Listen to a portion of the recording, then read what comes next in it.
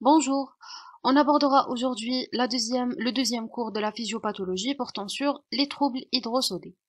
On va voir dans cette première partie un rappel physiologique, on va voir tout ce qui est physiologie et c'est très important de voir la physiologie قبل ما نقراو les troubles. D'accord?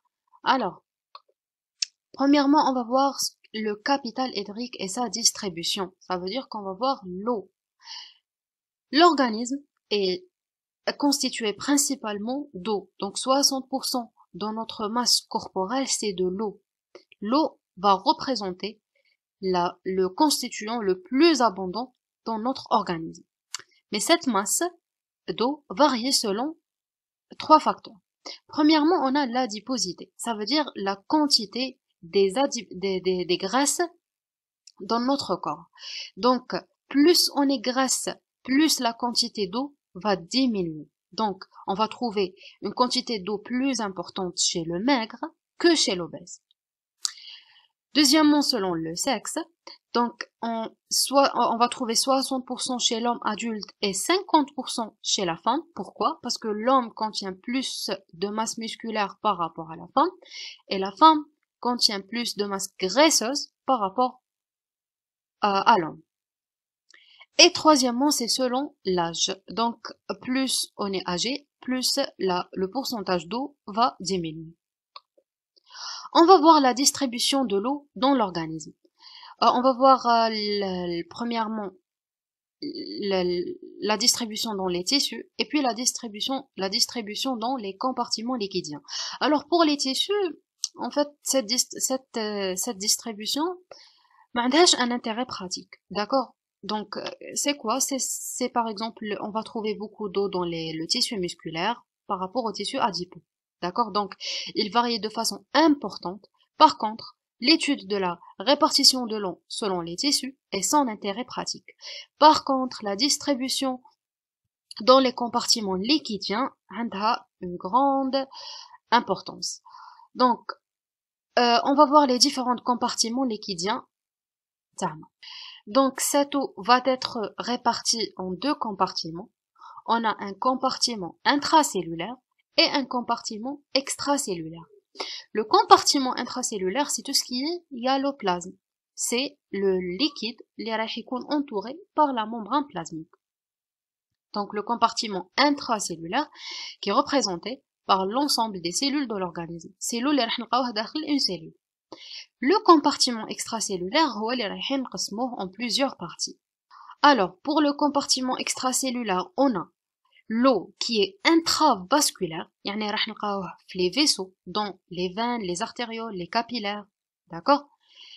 Et يعني tout ce qui est sang, tout ce qui est lymphe, tout ce qui est plasma, d'accord? Et on a l'eau qui est extravasculaire, ça veut dire tout l'eau اللي رايح نلقاوه برا les vaisseaux. اللي هو on a le liquide interstitiel, c'est le liquide où baignent les cellules, et on a un compartiment, شوية برك, اللي هو اسمه le compartiment transcellulaire, اللي هو tout ce qui est liquide céphalorachidien, tout ce qui est liquide اللي راح نلقاوه entre les plèvres, la plèvre viscérale et pariétale, اللي راح نلقاوه au niveau des globes oculaires, ماشي اللي راح نلقاوه هذاك le liquide oculaire, d'accord? Donc si نعاودو l'eau تاعنا va répartir en deux compartiments, un compartiment intracellulaire c'est l'hyaloplasme, un compartiment extracellulaire. Le compartiment extracellulaire va être divisé en compartiment extravasculaire, اللي هو le liquide interstitiel où baigne notre cellule, et le compartiment transcellulaire qui est représenté par tout ce qui est LCR, tout ce qui est le plèvre, tout ce qui est liquide dans les plèvres et dans le péritoine. Et on a un compartiment qui est intravasculaire, يعني tout ce qui est liquide اللي راح نلقاوه au niveau des artères, des veines, des capillaires, etc. Alors, on va voir le pourcentage de chaque compartiment. عندنا l'eau totale, il est de 60%. Le compartiment extracellulaire, il est de 20%. Et le compartiment intracellulaire, il est de 40%. Donc, vous voyez que le compartiment intracellulaire بزاف كبير par rapport au compartiment extracellulaire. D'accord? Donc, on va appliquer les pourcentages à un exemple. Par exemple, on a un poids de 60 kg. Donc, pour un poids de 60 kg, le compartiment intracellulaire est de 28 litres. Pour le compartiment extracellulaire, il est de 14 litres. Le compartiment extracellulaire fait deux parties. Le secteur interstitiel qui va représenter presque 15% de compartiment extracellulaire, donc elle a presque 11 litres, et le secteur plasmatique ou bien vasculaire, qui est l'icône d'arc les vaisseaux, il va représenter presque 5% de compartiment extracellulaire, et Tmarahim donne juste 3 litres. Hada c'est un exemple, c'est pas vraiment important. Maintenant, il faut noter que hada l'eau qui est les différents compartiments n'est pas vide. D'accord? L'eau hada fait des différents composants qui m'a par exemple les vaisseaux, on va trouver des globules rouges, des plaquettes, etc. Donc il faut qu'est-ce qu'on va faire? On va s'intéresser les molécules qui sont osmotiquement actives. Qu'est-ce que ça veut dire? Ça veut dire ce sont les molécules qui peuvent entraîner le mouvement d'eau. Ce sont les molécules qui vont attirer l'eau. D'accord? C'est pour cela qu'on va voir la composition ionique des différents secteurs. On a le secteur intraplasmique et le secteur extraplasmique. Alors, on va commencer par le secteur intraplasmique. Les gounaviers, 40% du poids corporel. Alors, pour les cations, les cations عندهم une charge positive اللي راح نلقاهم في le secteur intracellulaire. عندنا le principal ion intracellulaire اللي هو le potassium, le K+. Et عندنا le magnésium, et puis عندنا le sodium. Bon, عنده une faible concentration par rapport au milieu extracellulaire. Et bien sûr, عندنا le calcium. Je sais pas est-ce que c'est je sais pas est-ce que لازم نحفظوا هادو les concentrations, mais bon. Les cations, le potassium, le magnésium, le sodium et le calcium. Puis on a les anions. Les anions, on a le phosphate et les protéines. Attention, les protéines sont chargées négativement. C'est très important. Et on a une concentration faible en bicarbonate. Et puis le secteur extracellulaire, on a les cations. Le principal cation extracellulaire, c'est bien le sodium. Et le principal anion extracellulaire, c'est bien le chlore, le Cl-. D'accord? Et donc, un parenthèse sur le secteur extracellulaire. Alors, le secteur extracellulaire est deux parties. Le compartiment, le plasma, ou le liquide interstitiel. Alors, il faut noter que dans le plasma, on va trouver des protéines qui sont chargées négativement. Dans le plasma. Alors, ces protéines, qu'est-ce qu'ils vont faire? Ils vont attirer les cations et ils vont repousser les anions. Et donc, on va trouver beaucoup plus des cations au niveau de secteur plasmatique et des anions, beaucoup plus le liquide interstitiel.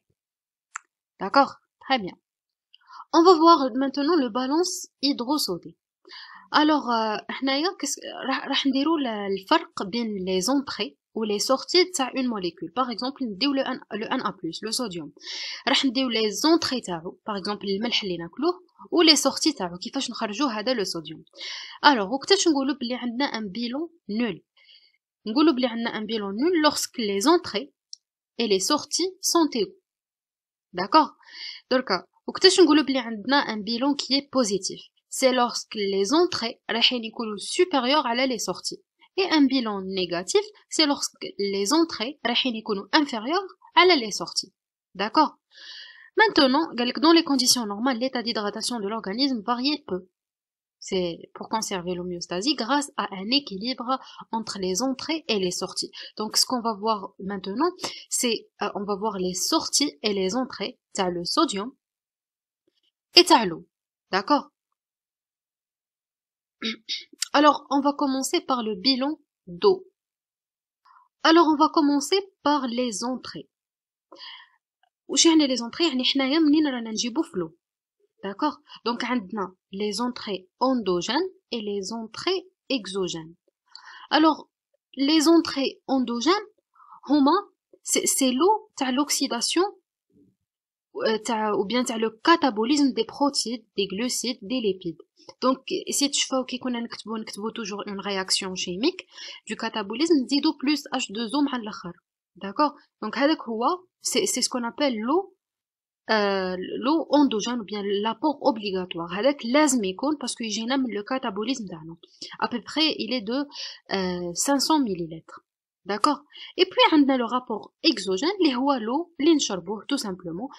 Bon ماشي l'eau اللي نشربوه يعني الماء proprement dit, نقدروا نلقاوه aussi في les fruits, في les légumes et tout. D'accord? Il est à peu près de 1 حتى 3 litres selon le sujet. D'accord? Donc هذا l'eau اللي نشربوه il est régulé par la soif. Donc vous voyez que les entrées تاع l'eau رانا نقدروا نتحكموا فيهم par quoi? Par la soif. يعني كي نعطشوا نروحوا نشربوا. D'accord? On va voir que la soif راهي déclenchée par l'hormone antidiurétique par l'ADH. D'accord? Donc كي نقراو الNA+, on va voir que les entrées تاع الNA+ ne sont pas régulées. Par contre, les entrées تاع l'eau, راهم régulées par la soif.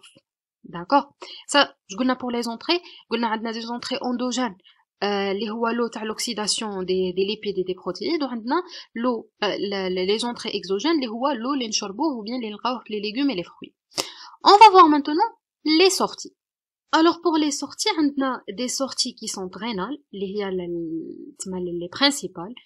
Rénal, ça veut dire par diurèse, يعني يخرج الماء sous forme des urines. D'accord? Et on a des sorties aussi qui sont extra-rénales. يعني par exemple des sorties qui sont pulmonaires, يعني كيما كنديروا l'expiration راح يخرج معنا l'H2O, ou là des sorties cutanées كيما la sudation. Et on a aussi des sorties qui sont digestives كيما les pertes focales. Alors pour les sorties, قلنا عندنا des pertes qui sont ajustables كيما la diurèse. Les sorties qui sont rénales et les sorties qui sont extra-rénales, que ce soit digestives ou bien cutanées ou bien pulmonaires. On va voir maintenant la régulation de l'eau. Les entrées d'eau sont ajustées par la soif et les sorties par la diurèse. كيما قلت لكم l'entrée تاع l'eau راه ajustée par la soif كيما نعطشوا نشربوا الماء, et les sorties par la diurèse يعني يخرج الماء sous forme des urines. Alors, la régulation de l'eau dépend de l'excrétion de sodium et de l'osmolarité de liquide extracellulaire. Alors, معناها كي تكون عندنا une perte de Na+, راح تكون عندنا معاها une perte d'eau et vice versa. D'accord? Elle s'effectue au niveau du rein. Donc la régulation هذه راح تصرا au niveau du rein et essentiellement par l'action de l'hormone antidiurétique ou bien par l'ADH. Alors l'ADH ou bien l'hormone antidiurétique ou bien l'arginine vasopressine, c'est une hormone qui est constituée de 8 normalement acides aminés. Elle est sécrétée par la lobe postérieure de l'hypophyse. Alors quand est-ce qu'on va sécréter l'ADH? L'ADH est sécrété lorsqu'on a une hyperosmolarité, où on a l'activation des osmorécepteurs carotidiens, et elle est sécrétée aussi en cas d'hypovolémie, où elle va stimuler les volorécepteurs des oreillettes gauche. Alors on va voir c'est quoi déjà l'ADH. Alors si vous vous souvenez من la physiologie rénale تاع العام اللي فات, حنا في le néphron تاعنا ياك عندنا le tube proximal, l'anse de Henle et le tube distal et le canal collecteur. Au niveau du tube distal تما où elle va agir notre ADH. Alors l'ADH, qu'est-ce qu'on va trouver dans le tube distal? Dans le tube distal de notre néphron, on va trouver des urines qui sont diluées. Les urines, les feront une grande quantité d'eau. Alors l'ADH, qu'est-ce qu'elle va faire? L'ADH, elle va se fixer sur des récepteurs au niveau du tube contourné distal et elle va engendrer l'exocytose des aquaporines de type 2. Alors les aquaporines, qu'est-ce qu'ils vont faire? Ils vont réabsorber l'eau. Ils vont engendrer une rétention d'eau. Et donc, l'eau va يخرج من le néphron vers le sang تاعنا. Et donc, comme ça, on va réguler l'hyperosmolarité qui نعاودو نردو l'eau. Donc, شغل درنا une dilution le sang تاعنا. Donc, تعاود تهبط l'osmolarité et l'hypovolémie تعاود تطلع parce que جبنا le liquide. D'accord? Donc, je répète, واش دير l'ADH? L'ADH, elle va agir au niveau du tube contourné distale, elle va se fixer sur des récepteurs.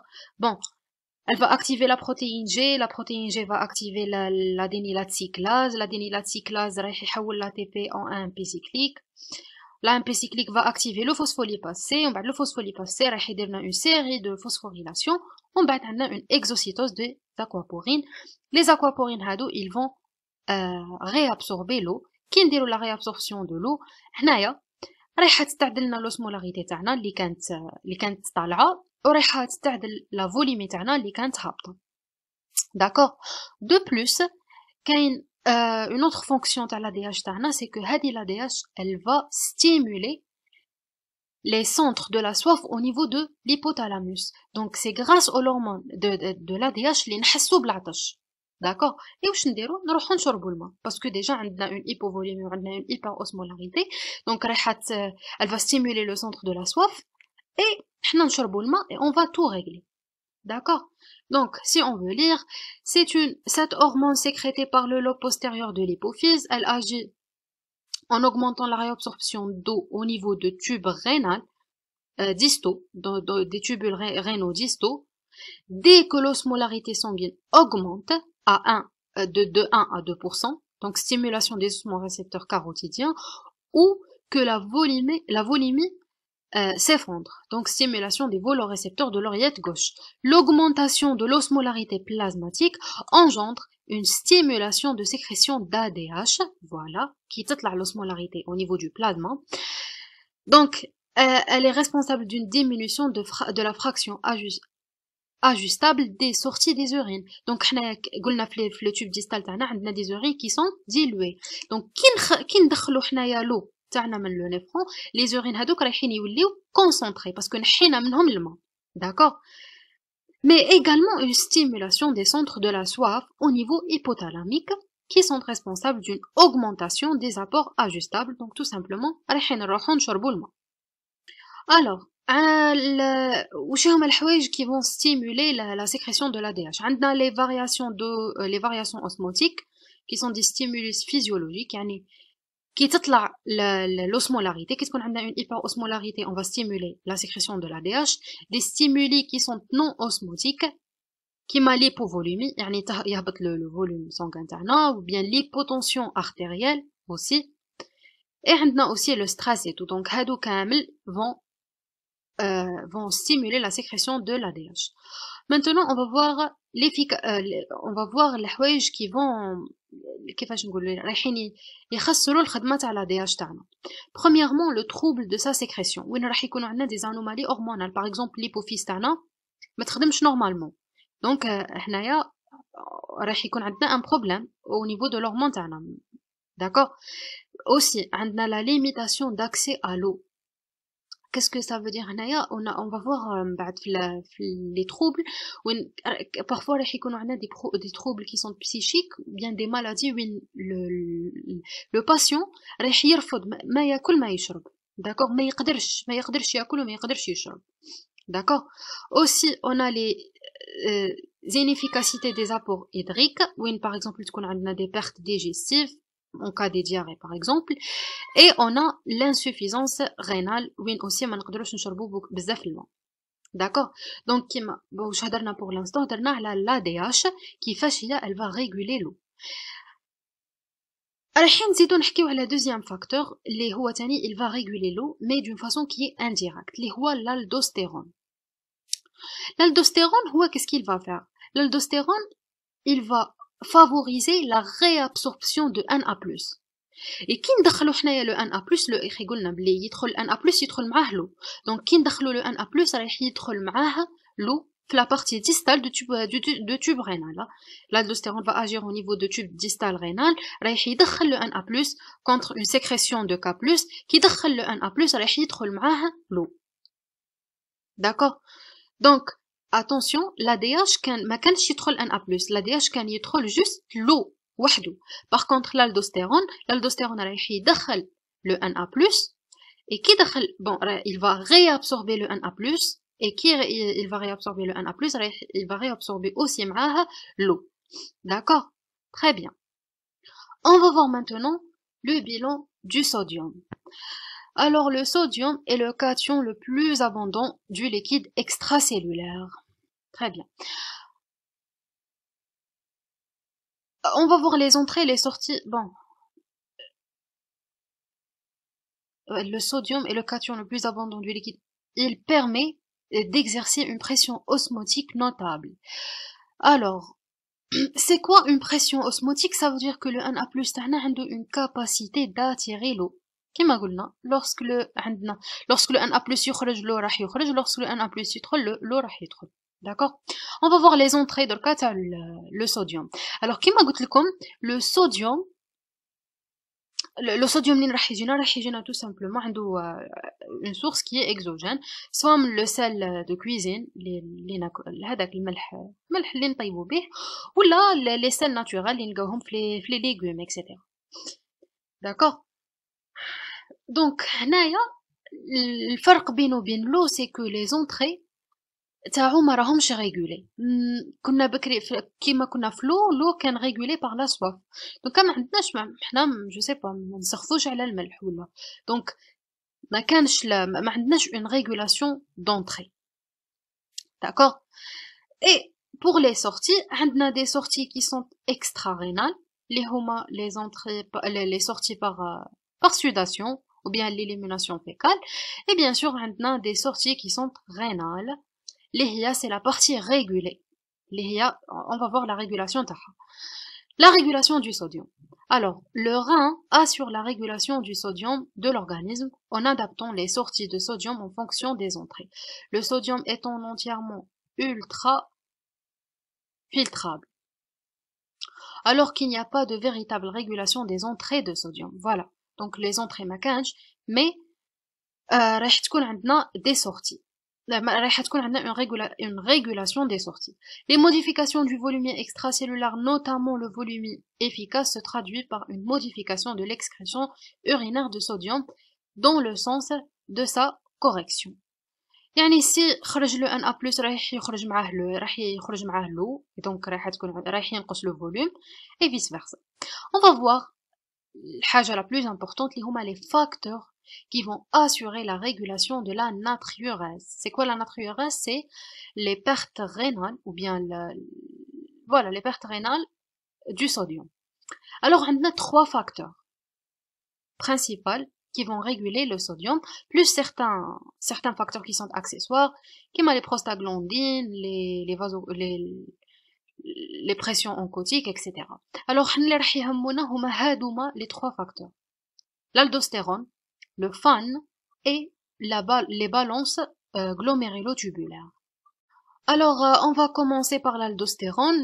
Donc, راح نقراو هذا le système rénine angiotensine aldostérone كامل parce que راح نحتاجوه بعدا في les troubles hydrosodés. Donc, نقراوه دوكا باش نتهناو منه. Alors, وقتاش le système rénine angiotensine aldostérone est activé? Le système il est activé qui تكون عندنا généralement une hypotension artérielle. Donc qu'est-ce qu'il va faire? Il va augmenter la pression artérielle. On va voir comment. Alors lorsque par exemple تكون عندنا une hypovolémie ou une تهبطنا la pression artérielle تاعنا, le rein va sécréter une hormone اللي اسمها la rénine. Donc vous voyez, rénine ça vient du rein. هذه d'un côté. De l'autre côté, on a le foie qui va sécréter une protéine, l'angiotensinogène. Alors, l'angiotensinogène, c'est une protéine qui est inactive. Elle va être convertie en angiotensine 1 par la rénine. Donc, la rénine va transformer l'angiotensinogène en angiotensine. En angiotensine 1. L'angiotensine 1 va être transformée en angiotensine 2 par une enzyme de conversion pulmonaire. D'accord? Après, l'angiotensine 2 راح يكون عنده plusieurs rôles. Par exemple, il va activer la sécrétion de l'ADH. حنا اللي رايح يهمنا c'est que رايح يروح vers la couche glomérulée de notre cortico-surrénal ورايح يقول لها أخدمي لي l'aldostérone. راح نحتاج l'aldostérone. D'accord? Alors, l'aldostérone هذا qu'est-ce qu'il va faire? رايح يروح vers le tube contourné distal تاع le néphron تاعنا. رايح يروح vers le tube contourné distal. Qu'est-ce qu'il va faire?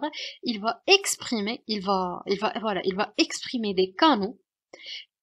Les canaux, qu'est-ce qu'ils vont faire? Ils vont réabsorber, comme vous voyez, ils vont réabsorber le Na+. Donc le Na+, رايح يخرج من le néphron vers le secteur plasmatique تاعنا avec une excrétion de K+. D'accord? Donc راح يخرج le Na+, وراح يدخل le K+. D'accord? Donc je répète, هذه هي la régulation تاع le Na+. Donc je répète, واش يدير l'aldostérone راح يروح vers le tube contourné distal تاعنا, راح يخرج le Na+. Il va assurer la réabsorption de Na+, avec une sécrétion de K+. Et bien sûr, qui يدخل le Na+, راح يدخل معاه le K+ تاعنا. Pardon, qui يدخل le Na+, qui sera la réabsorption de Na+, راح تصرى la réabsorption de l'eau. D'accord? Mais احنا اللي همنا رانا نقراو في la régulation de Na+. D'accord? On va lire maintenant l'aldostérone. C'est une hormone sécrétée par la zone glomérulaire de la surrénale et le principal régulateur du stock de sodium de l'organisme, faisant varier la réabsorption sodée au niveau de tubes contournés distal et de, je sais pas, du canal collector ou bien. Alors, une régulation fine, sa sécrétion est stimulée après activation, on va activer le système rénine-angiotensine par la baisse de perfusion rénale. هنا على بالكم سي كي تهبط لا بريسيون ارتيريال راح تهبط بعد la pression de filtration glomérulaire, d'accord? Donc le plus souvent voilà, elle est induite par une hypovolémie qui تهبط déjà qui يهبط le volume راح تهبط معاه la pression artérielle. D'autres facteurs peuvent stimuler l'action de l'aldostérone, comme par exemple l'ADH. D'accord? Deuxièmement, on va voir le FAN, ou bien le facteur atrial natriurétique. Alors, le FAN, bon, c'est quoi en fait? C'est une hormone qui va être sécrétée par les oreillettes cardiaques, par l'atrium cardiaque. Bon, كيفاش هذه؟ lorsqu'il تكون عندنا une hypervolémie, يعني وين les parois تاع le corps تاعنا راح تصير لهم une distension. هذه l'hormone va être sécrétée. هذه l'hormone qu'est-ce qu'elle va faire? Elle va éliminer le Na+ وتخرج معاه l'eau, tout simplement. Donc le FAN, c'est un peptide sécrété par les oreillettes cardiaques et libéré lors de la distension. Donc رايحه كي تكون عندنا une hypervolémie وتصير لها distension la paroi cardiaque تاعنا. Elle va inhiber la sécrétion d'aldostérone. هي شغل تخدم العكس تاع l'aldostérone, vous voyez, et agit au niveau du tube contourné proximal. Qu'est-ce qu'elle va faire? Elle va induire une natriurèse et donc également une diurèse. Donc elle va éliminer beaucoup de Na+, et en éliminant beaucoup de Na+, on va éliminer aussi beaucoup d'eau. Et c'est pour ça que راح تكون عندنا une diurèse qui est importante. D'accord? Donc هي رايحه شغل رايحه دير une ماشي شغل رايحه تنقص le liquide من le corps تاعنا لهذه le FAN. Le troisième facteur qui est la balance glomérulotubulaire. Alors, حنايا إذا تشوفوا في le rein واش يصرى premièrement la filtration glomérulaire. ياخي ومن بعد شغل نخرجوا le sang كامل ندخلوه le néphron تاعنا ومن بعد نبداو نديروا la réabsorption. Donc كي نديروا la filtration glomérulaire وتكون la quantité de Na+ filtrée شويه برك. Donc on va filtrer وين راح تكون عندنا la quantité de Na+ filtrée diminue. هنايا la réabsorption في le tube proximal va être augmentée. Donc شغل le rein تاعنا واش يقول كي درت la filtration ما كانش كاين بزاف Na+, donc je vais réabsorber presque كامل la quantité de Na+. D'accord? Donc la balance glomérulotubulaire plus la quantité de sodium filtré par le glomérule diminue, plus la réabsorption tubulaire proximale de sodium augmente, et inversement. Alors, en général, ce mécanisme intervient peu, car les variations sont faibles. Donc, il n'intervient pas bizarre. Généralement, c'est le FAN et l'aldostérone qui sont bizarre. D'accord? On va voir maintenant la notion de la natrémie. Alors, c'est quoi la natrémie? La natrémie, alors la natrémie, c'est la quantité de Na+ dans le sang. Attention, attention, attention. Il ne faut pas confondre entre ce qui est natrémie et ce qui est capital sodé. La natrémie, c'est la quantité de Na+ dans le sang. Par contre, le capital sodé, c'est la quantité de Na+ dans tout l'organisme. يعني في le sang, في le liquide interstitiel, في les cellules, في كلش. D'accord? Très bien. هذه الحاجة الأولى. La natrémie, c'est le rapport entre la concentration de sodium et son volume de dilution. Donc, la natrémie, tout ça oui, la concentration de Na+ à l'H2O. Il faut faire très attention. Il faut noter que les variations de la natrémie, ils sont les variations de l'eau et pas la concentration de Na+. معناها كي نقول لكم انا بلي راهي عندنا اون ايبوناتريمي. ايبوناتريمي ماشي معناها لا كونتيتي دو ان ا بلس راهي ناقصه، لا ليبوناتريمي معناها لا كونتيتي دو لو راهي بزاف. داكوغ. اي فيس فيرسا كي نقول لكم عندنا اون ايبرناتريمي معناها لا كونتيتي دو لو راهي ناقصه. اي دونك ماشي معناها لا كونتيتي دو ان ا بلس راهي زايده. داكوغ. دونك attention, c'est la quantité d'eau qui va modifier la natrémie et pas le Na+. Donc, lorsque la quantité d'eau va être diminuée, راح تكون عندنا une hypernatrémie, et lorsque la quantité d'eau va être augmentée, راح تكون عندنا une hyponatrémie selon هذه la relation. Mais ماشي le Na+, ماشي la quantité تاع le Na+. D'accord?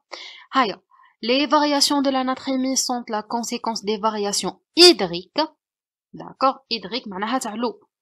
9 fois sur 10.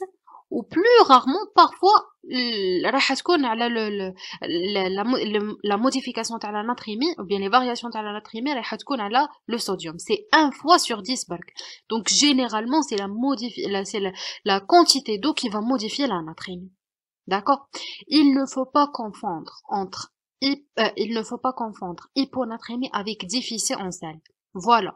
ماشي كي نقولوا hyponatrémie معناها اب عندي ال Na+ راه ناقص. Ou bien كي نقولوا hypernatrémie معناها راني عندي un excès de sel. D'accord?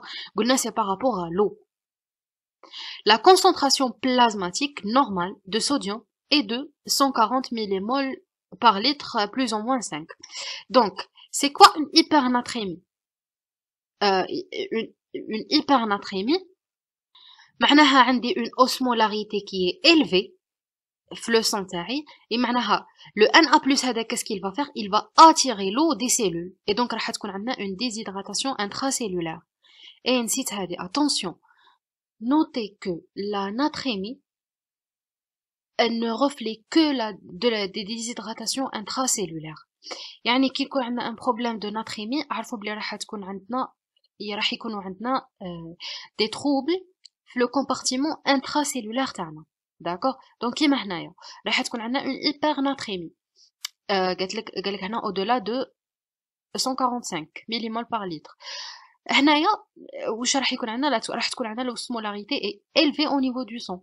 donc واش راح يدير le Na+, il va attirer l'eau des cellules et donc on va tomber dans ce qu'on appelle la déshydratation intracellulaire parce que la natrémie قلنا درنا les troubles intracellulaires. دركا في l'hyponatrémie يعني تحت 145 millimol par litre هنايا l'osmolarité elle est basse. d'accord. donc ما عندناش assez de Na+ qui va attirer l'eau. donc l'eau qu'est-ce qu'il va faire? Il va fuir de milieu moins concentré vers le milieu le plus concentré اللي هو le milieu intracellulaire.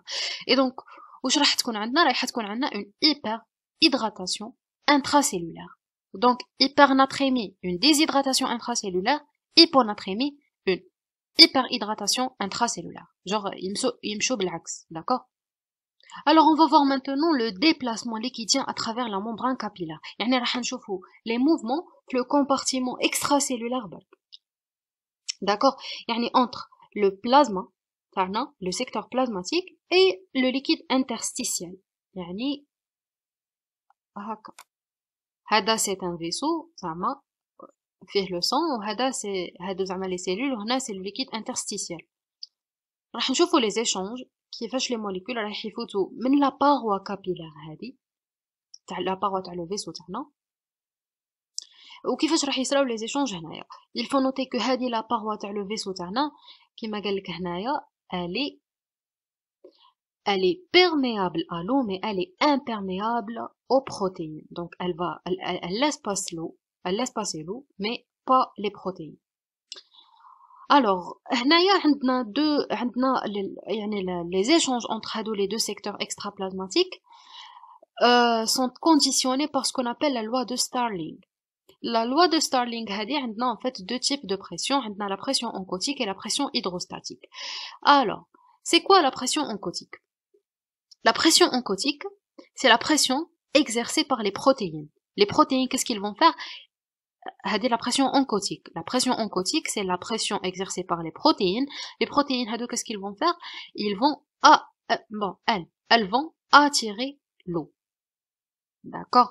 Elles vont attirer l'eau.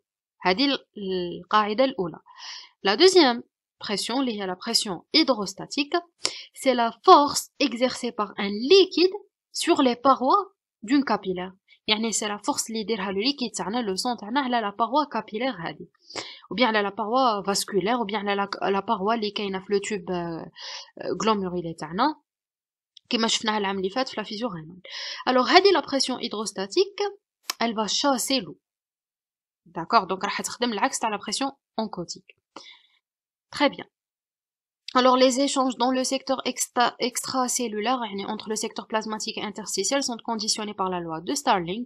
Elle tient compte non seulement de la pression oncotique qui tend, elle, à faire rentrer du liquide, donc on a les protéines qui vont attirer l'eau, mais également de la pression hydrostatique qui tend à faire sortir l'eau. La pression hydrostatique, c'est la pression exercée par le liquide sur la paroi d'un capillaire ou bien d'une paroi vasculaire. Maintenant, راح نشوفوا le déplacement liquidien à travers cette fois-ci une membrane cellulaire. يعني par exemple, راح نشوفوا les échanges اللي راح يكونوا entre le liquide interstitiel et هذه la cellule. D'accord? Donc هنايا le liquide راح يفوت على هذه la membrane plasmique تاعنا. D'accord? Alors, il faut noter que la membrane plasmique تاعنا elle est semi-perméable. واش معناها semi-perméable؟ معناها راح تخلي le solvant يفوت mais ما تخليش les solutés يفوتوا. D'accord? Donc راح تخلي le solvant يفوت selon passivement يعني selon un gradient osmotique.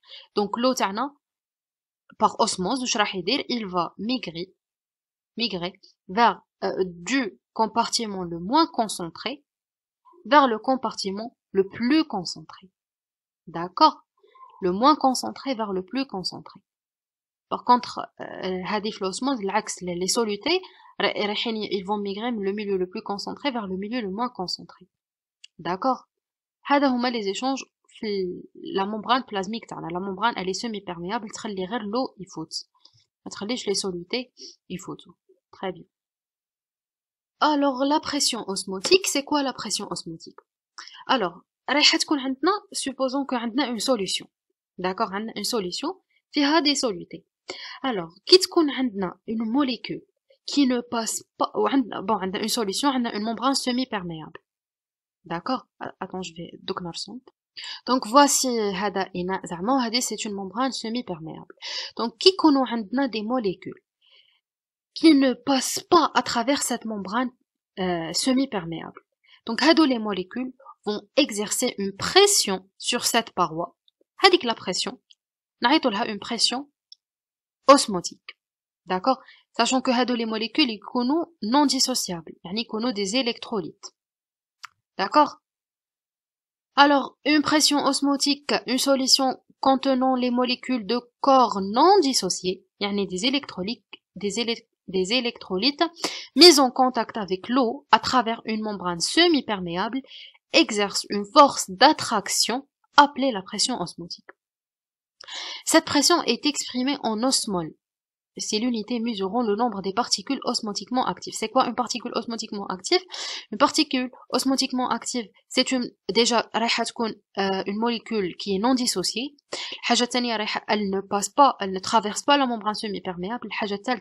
لازم تكون عندها la capacité d'attirer l'eau. D'accord? هذه هي la molécule osmotiquement active. Maintenant, on va voir l'osmolarité. Alors, c'est quoi l'osmolarité? L'osmolarité, c'est tout simplement la concentration moléculaire des particules osmotiquement actives par unité de volume. D'accord? Comme vous voyez, c'est l'osmol par litre. Donc, l'osmolarité, c'est la concentration à la unité de masse et pas de volume. D'accord? L'osmolarité est égal au produit de la molarité par le nombre d'ions résultant de la dissociation de la molécule. Donc, par exemple, le NaCl. Le NaCl راح يتقسم le Na+, Cl-. Donc, genre, on a deux molécules. D'accord? Très bien. Maintenant, c'est quoi l'osmolarité plasmatique? L'osmolarité plasmatique, c'est la somme تاع كامل les pressions تاع les molécules osmotiquement actives اللي راح نلقاوهم في le plasma. Donc, راح نجمعوا la somme راح نجمعوا les pressions تاعهم كامل تاع كامل les molécules osmotiquement actives اللي رايحين نلقاوهم في le plasma. D'accord? Mais il faut noter que ماشي كامل les substances dissoutes dans le plasma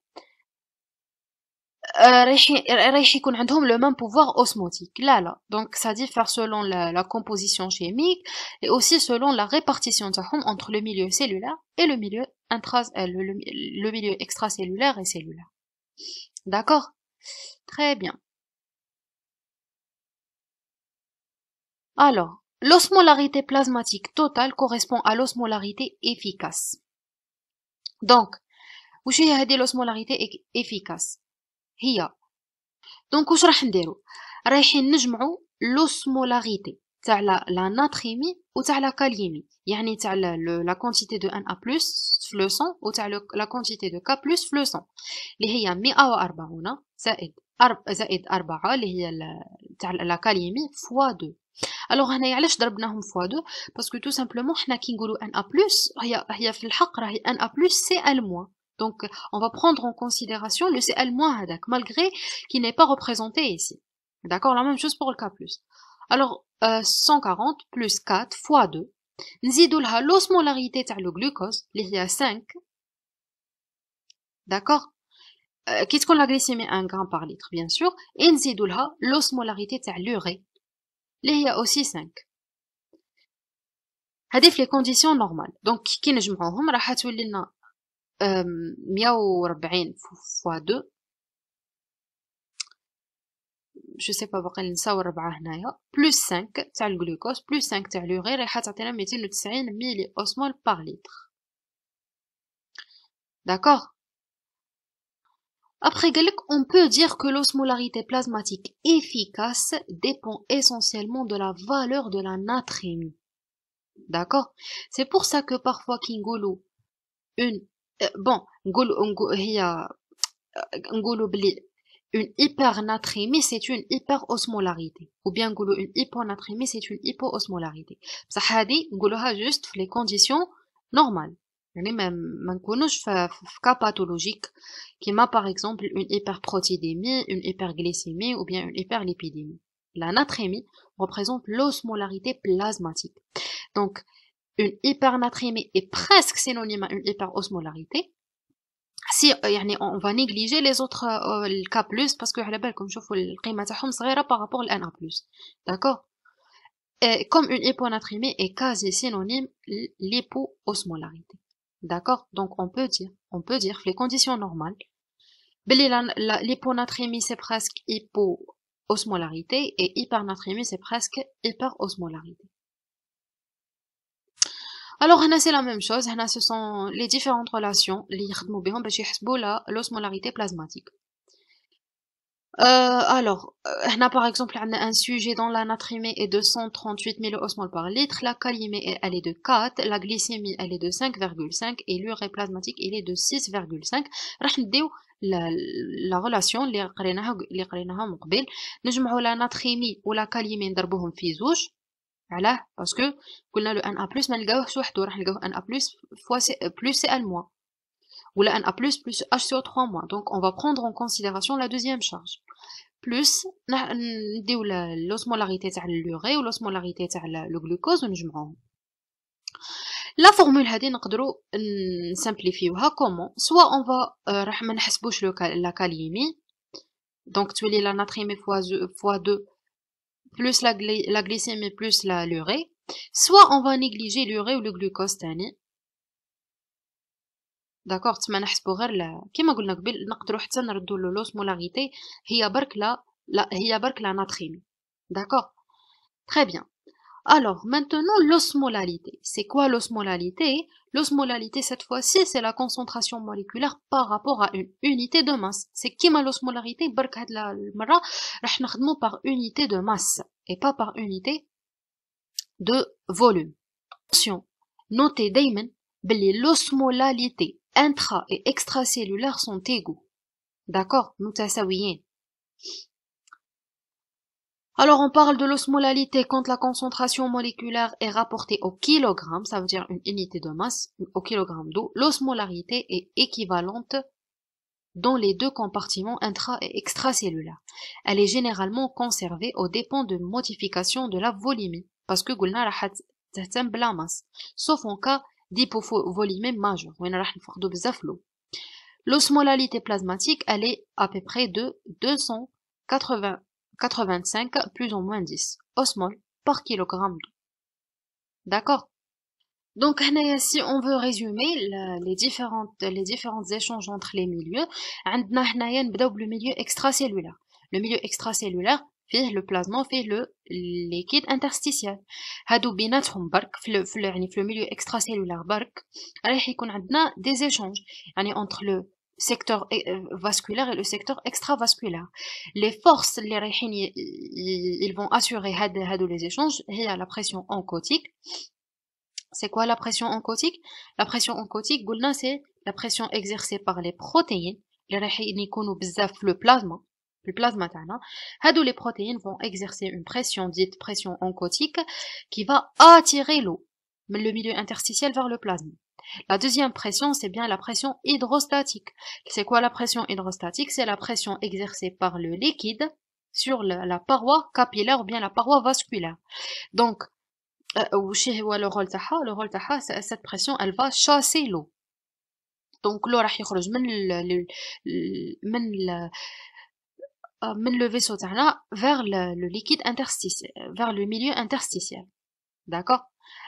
Et donc, entre le secteur extracellulaire et le secteur intracellulaire, plus précisément entre le milieu interstitiel et le milieu intracellulaire, aussi, رايح يكون كاين des échanges اللي رايحة تتحكم فيهم la pression osmotique. La pression osmotique, c'est quoi? C'est que l'eau تاعنا, il va migrer du milieu moins concentré vers le milieu le plus concentré à travers une membrane qui est semi-perméable. اللي تخلي l'eau برك هو اللي يفوت. D'accord? On va voir maintenant l'hydratation. C'est quoi l'hydratation? هنا راح نفهمو c'est quoi un milieu isotonique ou bien hypertonique ou bien hypotonique. Il faut noter que حنايا نقولو un milieu hypertonique ou bien un milieu isotonique par rapport لحاجة. ما نقدروش نقولو c'est un milieu hypotonique وخلاص. لازم نقولو milieu hypotonique par rapport à un autre milieu. يعني نقارنوه بان autre milieu. Donc si par exemple نحطو une cellule هذه الخضراء c'est une cellule. Si نحطو la cellule dans un milieu qui est hypertonique. Donc l'eau تاعنا il va migrer من le milieu le moins concentré vers le milieu le plus concentré. اللي هو l'hypertonique. D'accord? Et dans ce cas, on dit que le milieu extracellulaire est hypertonique par rapport au milieu intracellulaire. Donc, dans le cas, lorsque le milieu extracellulaire est hypotonique par rapport au milieu intracellulaire, هنايا l'eau واش راح يدير؟ l'eau كيما العادة راح يفوت من le milieu le moins concentré vers le milieu le plus concentré, معناها l'eau تاعنا رايح يدخل vers la cellule تاعنا. Et dans ce cas, on dit que le milieu extracellulaire est hypotonique par rapport au milieu intracellulaire. Et qui تكون عندنا isotonique et يكون le milieu extracellulaire isotonique par rapport le milieu intracellulaire, يعني راح تكون عندنا une égalité de pression. هنايا ما كانش le mouvement d'eau, tout simplement. Donc quand la cellule est entourée d'un milieu de pression osmotique isotonique, l'équilibre hydrique est normal, et il n'y a pas de mouvement d'eau.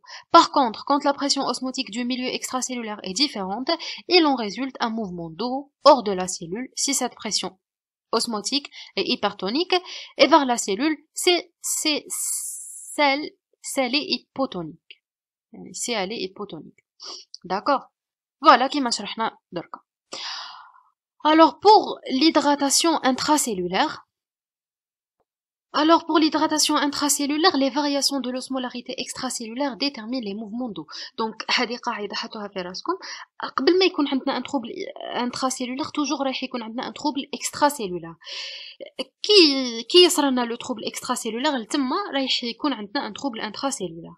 D'accord? Donc, les variations de l'osmolarité extracellulaire déterminent les mouvements d'eau s'effectuant de manière passive à travers la membrane cellulaire par la pression osmotique qui entre le compartiment interstitiel entre le compartiment intracellulaire et extracellulaire. Le passage d'eau s'effectue du milieu de faible osmolarité vers le milieu de forte osmolarité. Quand l'osmolarité plasmatique elle est élevée, qui تكون عندنا l'osmolarité élevée, هنايا واش يصرى l'eau va maigrir, رايح ينتقل من le milieu le moins concentré vers le milieu le plus concentré. يعني la cellule va être vidée d'eau. D'accord? يعني le liquide رايح يروح من le milieu le moins concentré من le milieu intracellulaire vers le milieu extracellulaire où l'osmolarité راهي عالية. D'accord? Donc, quand l'osmolarité plasmatique augmente, il y a un transfert d'eau de la cellule vers le compartiment extracellulaire. Donc, la cellule perd de l'eau. Donc, il y a une déshydratation. Et quand l'osmolarité plasmatique d'accord? Quand l'osmolarité tahbat, cette fois-ci, هنايا ما راحش يبقى عندنا يعني assez par exemple de 1A+ pour باش يبقى يعطي لنا l'eau. Donc, l'eau واش راح يدير? Il va fuir du secteur extracellulaire vers le secteur intracellulaire. D'accord? Et donc, la cellule راح تتعمر بالماء et تصرى لها une hyperhydratation. D'accord?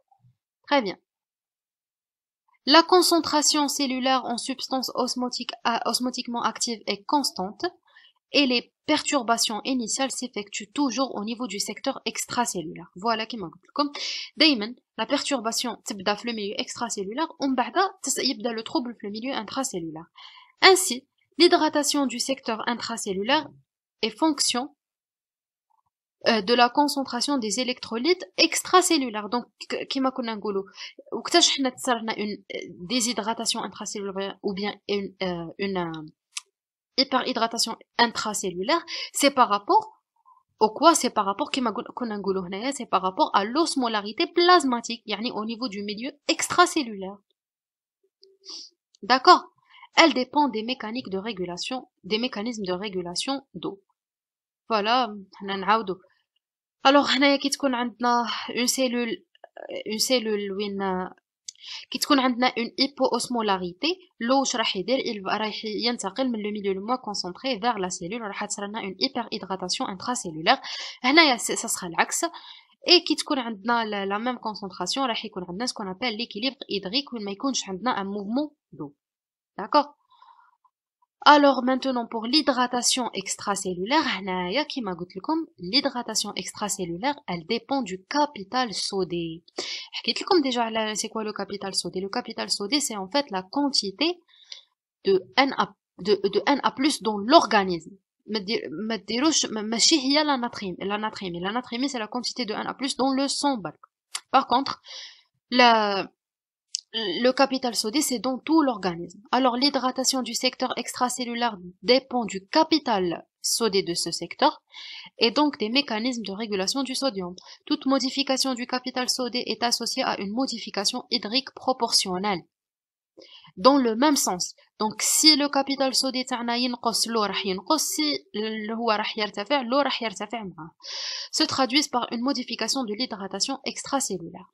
Ainsi, toute perte de sodium aura pour conséquence une diminution de volume extracellulaire. D'accord? Donc, le Na+, راح تكون عندنا une perte, par exemple, une perte de Na+, ما باليش أنا rénal. Le Na+, راح يدي معاه l'eau. Et هنايا راح نطيحو في la déshydratation extracellulaire. Et vice versa. Donc, كي تكون عندنا une rétention d'eau, كما حكينا في l'aldostérone, كي تكون عندنا une rétention d'eau, راح يدخل معاه le H2O. Et هنايا نقدروا نطيحو في ce qu'on appelle l'hyperhydratation extracellulaire.